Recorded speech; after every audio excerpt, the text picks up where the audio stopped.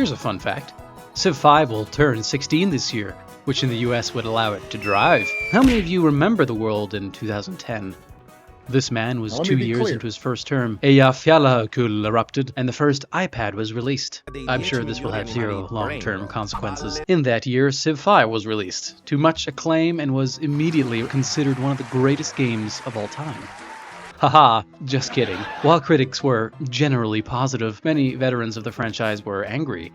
Only one unit per tile? No religion? Pentagonal hexes? Oh, the humanity! Of course, after the Gods and Kings expansion, many of these concerns were laid to rest. Gods and Kings returned religion to the game, allowing you to found and customize your own faith, spreading it across the world like a particularly aggressive door-to-door salesman. It also introduced espionage. It could be you. It could be me. Giving you the ability to steal technologies and destabilize rival civilizations from the shadows. Two systems which should have been there from the start, but better late than never. Brave New World went further, overhauling culture and diplomacy. Tourism became a path to victory, trade routes connected your cities to the world, and the World Congress gave your civilization the ability to strongly condemn the human rights abuses taking place in other countries. And ultimately, this is what transformed Civ 5 from a good game into a great one. But these expansions were ages ago. What is it that is still so special about Civilization 5? In strategy games, we often underestimate the impact of the visual and auditory experience surrounding the gameplay itself. Much like the recently divorced middle-aged woman with eyes for the pool boy, we all appreciate something easy on the eyes. In Civ 5, the visual design is a huge part in what makes it such a joy to play and gives it its longevity. The perfect blend of photorealism and stylism makes Civ 5 enjoyable to look at, while also clearly communicating the game's systems to the player in a digestible way. I'll even let you in on a little nefarious secret. I even used the Civ 5 environment skin for Civ 6. It makes me feel like less of an iPad baby when I play it.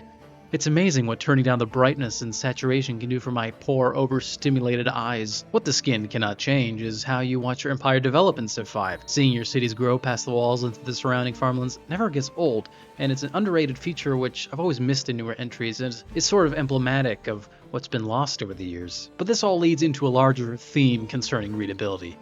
You've spent most of this video looking at Civ 5. It's quite nice, isn't it? If you've played the game before, you can immediately recognize what everything is, how it relates to each other, and maybe even where I'm hiding your long-lost brother. Let's compare to Civ 7. I have very little idea what's going on here, and I built this empire. It's a technically impressive game, but everything blends into each other in such a way that I need a microscope just to tell where everything is. Must be a nightmare if you're trying to find the granary. Personally, I think Civ 6 also has this problem to some extent, but it is not nearly as visually offensive as 7. An industrial district in 6 looks very different from a neighborhood district. This is not the case in 7. As I mentioned in my video specifically on Civ 7, the leaders are also a huge part of Civ 5, which has unfortunately been lost as the series has progressed. The beautiful backdrops tell the story of the civilization you're encountering, unlike recent entries where the individual leaders all you have to go off of, which in recent entries are nothing more than caricatures of their real-life counterparts. What is more imposing? Ramses sitting on his throne, or Disney Channel Cleopatra on a black background? Great conquerors like Alexander, Genghis Khan, and Napoleon look down at you from atop their horses, while in recent entries they look like lovable goofballs who stumbled into an armory. These things matter, as they influence not only our relationship to the other players in the game, but also the way we perceive the historical figures as a whole. The UI is also one of those things that makes Civ 5 such a joy to play. Much has been said on the matter, particularly in regards to 7, and I'm no expert, but I have gut feelings about these matters. Speaking unscientifically, playing Civ 7 feels cramped. There's too much stuff on the main screen and everything is touched by this horrible transparent gray color. Civ 5, by contrast, feels open, classic, functional, but isn't scared of using bright colors to communicate important information. Just compare the happiness icons of 5 and 7. Which brings you more happiness? And which one makes you uneasy? Tying this all together is a general philosophy of simplicity and not overdoing it, which extends to the gameplay itself. There are two things that make a strategy game bad. It's either too simple or too complex. Civ 5 is an example of a game which strikes this balance perfectly, always making sure that the player is never over or understimulated. I'm sure you're aware of the recent developmental cycle of a Paradox game where each expansion is released, adding some new currency or minigame which does not interact with any systems released in other expansions. This creates a mentally fatiguing experience. which I've come to find more and more exhausting. Returning to Civ 5 is like breathing fresh air after being trapped in a sulfur mine for 15 years. Sometimes less is more. Civ 6 leader agendas serve to inform the player of other leaders' motivations, but it becomes a bit juvenile when Harold hates you just because you have less votes than him. The ambiguity of 5 allows for more emergent narratives.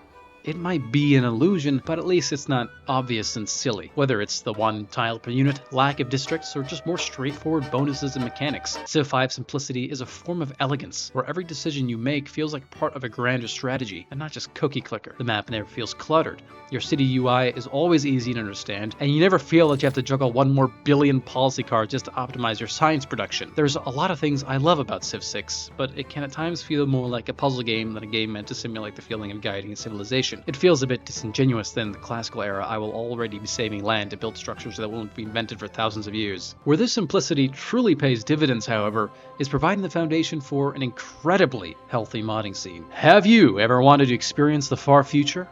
What about Westeros or Middle-earth? Have you ever wanted to be Belgian? Ridiculous questions aside, mods allow you to do simple things such as play new civilizations, such as the Goths, or even comprehensive reworks such as Vox Populi, which completely rebuilds the fundamentals of Civ 5 to create a fresh and challenging experience. Vox Populi, for example, completely revamps AI to the point where it's actually a challenge to play against. No more taking a city with 2 melee units and a catapult. Your opponent has stopped drooling all over themselves and can actually defend. And you can do this on maps such as the super accurate giant Earth map, which lives up to its name. Once again, I took the reins of Sweden, playing with a boatload of mods to enhance the experience.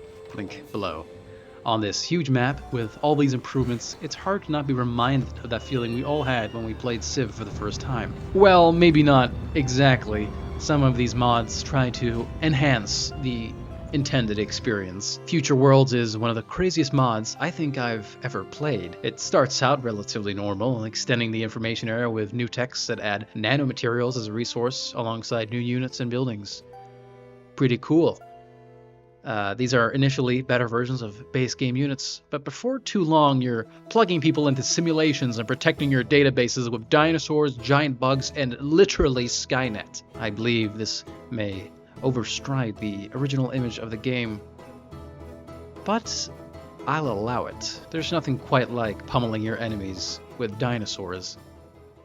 Let it be known that NefariousKnight has the most balanced, reasonable takes in the land. Like I mentioned before, the AI in Civ 5 remains terrible. The fact that a mod exists specifically to fix the AI is both a criticism of the base game and a celebration of the modding community. Diplomacy is also weak, and it's often not clear what motivates your fellow players to act. But my biggest gripe, and the one thing keeping Civ 5 from being the perfect game, is balance. Now, I'm generally against perfectly balanced games. They are usually uninteresting and can often get in the way of the emergent storytelling I like seeing from games. Civ 5, however, is horribly unbalanced, especially in multiplayer. The science victory and the civs that are best at it are much stronger than anything else in the game, meaning that every single multiplayer Civ game I've ever played has ended in a science victory and tarnished friendships. Let me read you an excerpt from The Art of War.